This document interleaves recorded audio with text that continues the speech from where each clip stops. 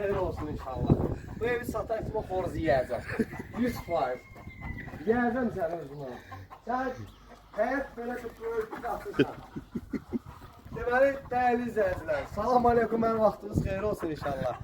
Saray qəsəbəsində 2 sot yarımda, 2 sot yarımda. Əlim yandı, bir dənə ev satılır 2 sot yarımda. Bir dənə həyətin tam olaraq götür. Bax, bura evin bir böyrüdür. Böyük geniş bir böyrü var. Sual verirlər, həyətinə maşın girir. Bunun həyətinə şaqman girir, 5 dənə. Gəl bura.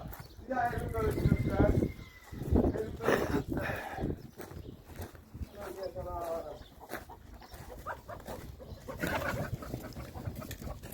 Öldüler. Öldüler. Gel. Tekrar dönme. Çok kırar dönme. Cemali. Cemali. Cemali değerli izleyiciler. Xoruzu yemek isteyen video arkadaşım baksın. Özde temiz xoruz ha. Kişi de. Gel buradan bir daha birinci spalini göstereyim. Değerli izleyiciler, bu evimizin bir tane spalnisi. Özü için tikilme ev. Çıxarış kənd təsərrüfatı təyinatlı. Kim möhkəm, qurjomlu ev istəyir, zəng vursun səhvədəki nömrəyə. Gəl bura qardaşım. Deməli, burada da bir dənə mətbəxdir. Gördüyünüz kimi. Maşallah. Gəl bura. Değerli izleyiciler.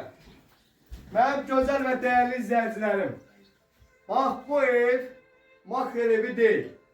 Yaralı yerinizdir. Özü üçün tikilən evdir. Bax, zalı geniş, gembol. Remontuna əl vurmayasınız burada. 1 manat xərcləməyəsiniz. Kombisin bir dənə alırsınız, radiatorlarına kimi var. Problem yoxdur. Onu qurraşdırıb təhvil verəcəyik. Kombini özünüz alırsınız, qurraşdırmaq bizdeydir. Bax, böyük bir dənə spal yataq otağı var. Bura elə bir ki, Şafat stadionudur. Bu uşağı da kim görsə axtarışdadır, xəbərlə. Deməli, dəyərli izləyicilər, evimizin qiyməti 52.000 manat. Real alıcı ilə razılaşacağıq. Zəng vurun, oba üzümlüylə. Bir dənə Hyundai'nin pulu. Qəşəng. Hyundai pulu da öyle, belə direksiyon 07'nin puludur. İnşallah fikri tipdə olanlar zəng vursun 2 sot yarımda, təcil olaraq satırır. Əlim yanındadır.